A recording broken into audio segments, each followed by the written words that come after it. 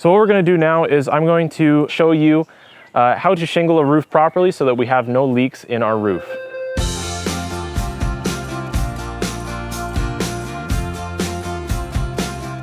Okay, so we're basically ready now to start shingling. So most of the time what I end up doing is I will put a drip edge on the bottom here as well as the sides of the fascia. Now, it's not absolutely necessary, but for shed application, we're gonna go without it. And what we'll do is we'll do a little bit more of an overhang with our shingles to help shed some of the water away. So we are using what we call 3-tab shingles. 3 tabs, pretty self-explanatory. They have 3 tabs on them. They look very similar to this. Now, what we need to do actually to start our row of shingles is we actually need to do what we call a starter row of shingles. And what that is we actually need to start our shingles upside down. Now, the reason for that is you see how there's these little plastic lines on the back. Now, the plastic lines on the back actually are there for adhere down to the plywood below. So what we're doing is we're actually stopping any kind of ice damming from actually working its way up underneath the shingles during the winter, because this tar line, when sun hits it, it'll actually melt that plastic and then the tar adheres to the plywood below. So what I like to do is I turn the shingle upside down and then I come over to the end here. And what I like to do is go roughly about 1 knuckle width straight out on the fascia. I'll probably do the same on the end here as well, but 1 knuckle out, 1 knuckle out. I'm gonna do the same thing on the opposite side. Now notice when I'm nailing these, I'm nailing into this secondary tar line. When we start doing the actual shingles, I'll kind of talk about the placement of the nails, but whenever I try to nail into a set of shingles, I always try to nail into that tar line. It just helps keep all of these nails a little bit more waterproof. So what I'm gonna do next is I'm actually gonna go to the opposite side and install the shingle just like this. That way I can help myself by snapping a chalk line across the top and making sure that my very first row is super straight. And then as I work myself up, I'm always starting from a perfect starting point.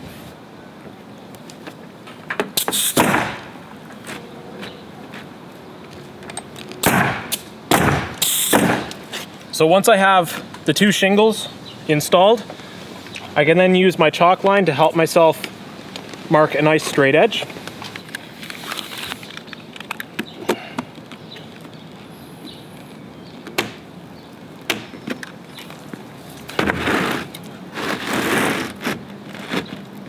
So now rather than setting it by my finger, I'm actually looking at the top here, that top chalk line, and that's where I'm setting it to.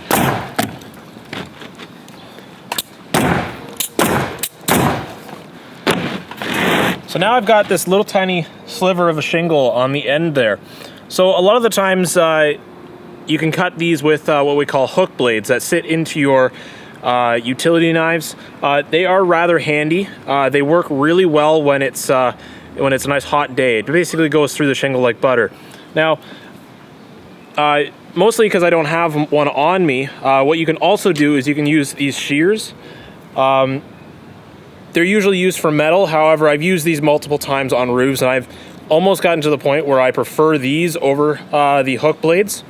But it's all personal preference. Both will get the job done.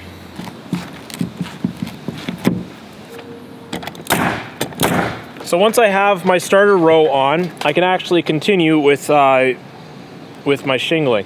So what I'm gonna also do is I'm gonna do a starter row up each side of the gable. So to do that, I'm still going to have the shingles so that the tabs stick inwards. Now, some guys will actually overlap these. I'm not going to. I'm just gonna butt them up just because the shingles are gonna do all the overlapping anyways.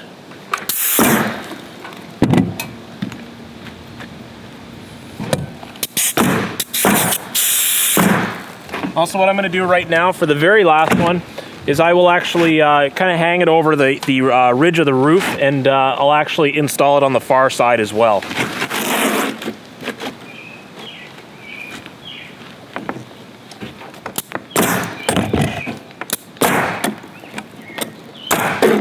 So now I'm ready to actually start throwing my regular shingles on. Now, what I want to actually do is I want to make sure that these tabs here don't line up with the tabs in below. So what I'm actually going to do is I'm just going to kind of center them over the tab in behind. That way this nail gets fully covered by the whole shingle in behind. And when I do this, I'm going to line it up with the bottom edge of my starter row.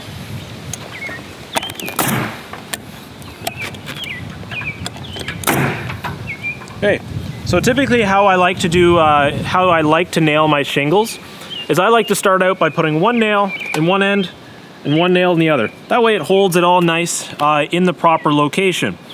Now with the 3-tab shingles, it actually requires you to put a nail above each one of these little tabs. So the one thing that's really nice about these 3-tab shingles is I kind of call them very user-friendly. So at the tops here, they actually have these little pre-cut inserts. And that actually allows us to start the next shingle, or actually tells us where to start the next shingle. And what it also does, it has slight little cuts in the side of the shingle. So what we actually do to start our next row, so we slide it over and we hook it on both points there. It actually perfectly sets the shingle, and you can actually see that on the bottom of the shingle here, that it fully covers this tab of tar. And that's actually where we've been nailing. So therefore, we no longer have nails exposed. And then that tar line actually adheres to the back of the shingle.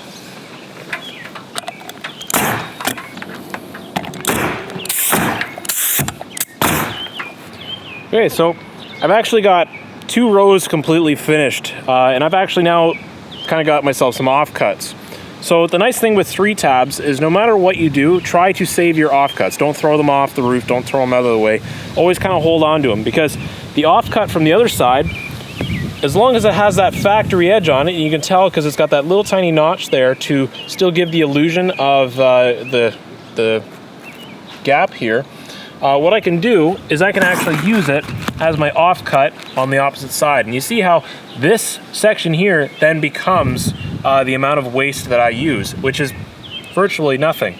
So one of the ways that I go about actually cutting this is sometimes what I'll do is with my knife, I'll just do a little kind of cut in the top of the shingle. Now, what I'll do is up on a solid surface that won't mark like the plywood, what I'll do is I'll take my speed square and I'll just use like a regular blade on the back side, and I can cut through the shingle pretty easily, especially when it's a little bit warmer. And that way I'm getting also a nice super straight edge. You can see as it goes on, it should fit just like that.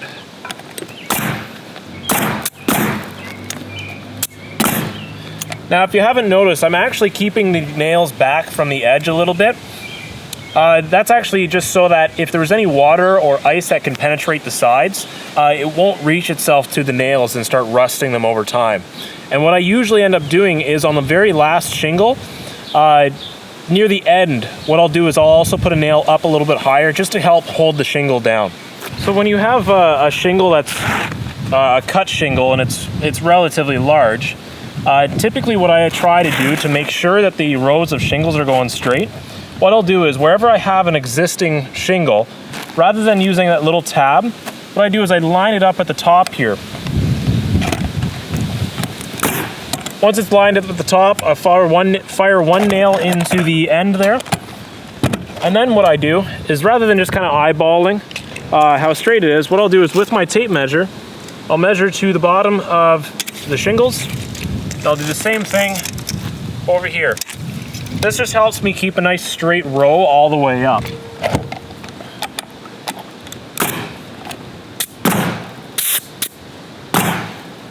Now, the only reason why I'm doing the measuring on the end is because the end of this this shingle has been cut. So that pre-cut little tab there, it's not there for me to actually set this at the height. So that's why I ended up measuring this last piece.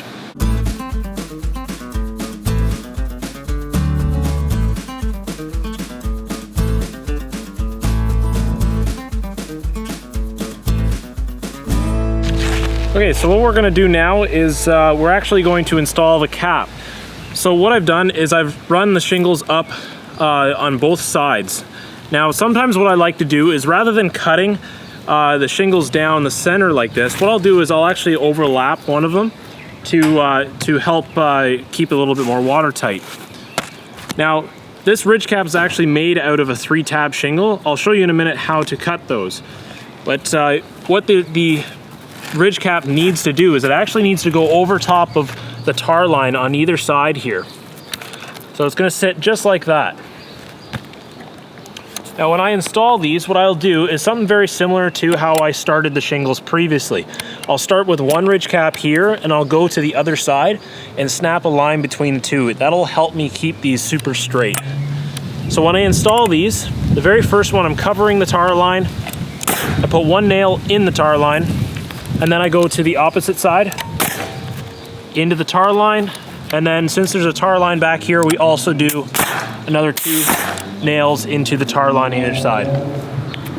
So now what I'll do is I'll go to the opposite side, install the other shingle, and snap the line. So when I snap the line, all I'm doing is I'm lining up with the back edge there.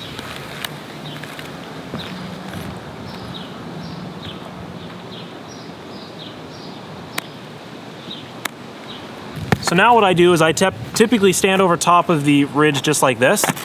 And what I want to do is I actually want to start by setting the side here with the chalk line. And notice that I'm actually covering the tar line from below with the shingle. I go roughly 1/2 inch over the tar line below. I tack the nail on the left side, and then I continue filling in all the nails on the tar line. By standing over the ridge like this, it allows me to kind of stay in place where I need to be, and I'm not really doing too much walking. I can actually install these at a pretty good pace once I get into the groove.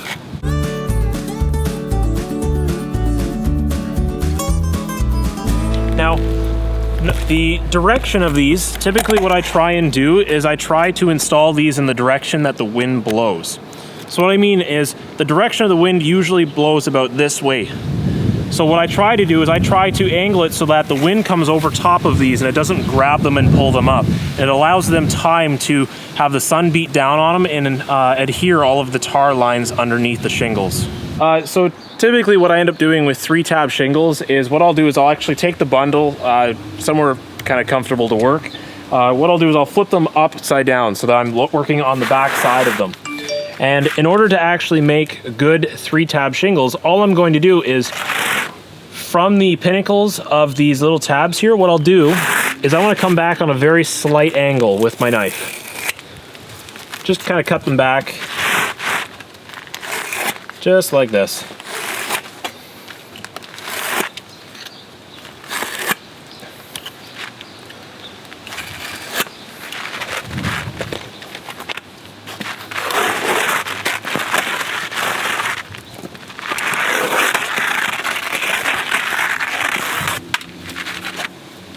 There you go. That's how I end up making my ridge cap. Now you can actually purchase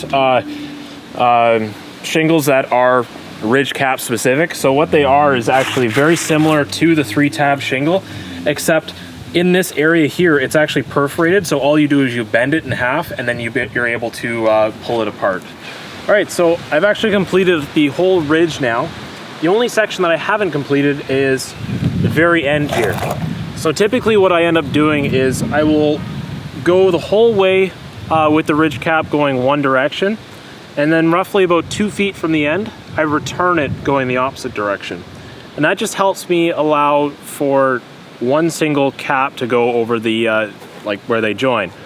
So this one here, I did cut it down a little bit. That way I can actually finish with a single shingle after. So what I do with the last shingle is right below the bottom tar line, I'll cut it straight across.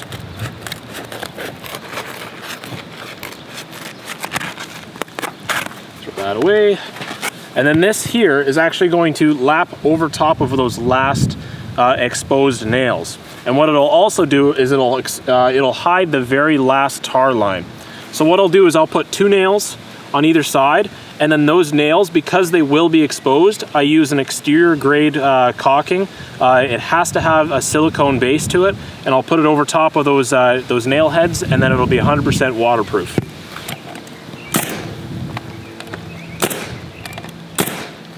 For the next step in our How to Build a Shed series, you can click the video thumbnail on your screen now, or check the description below for links.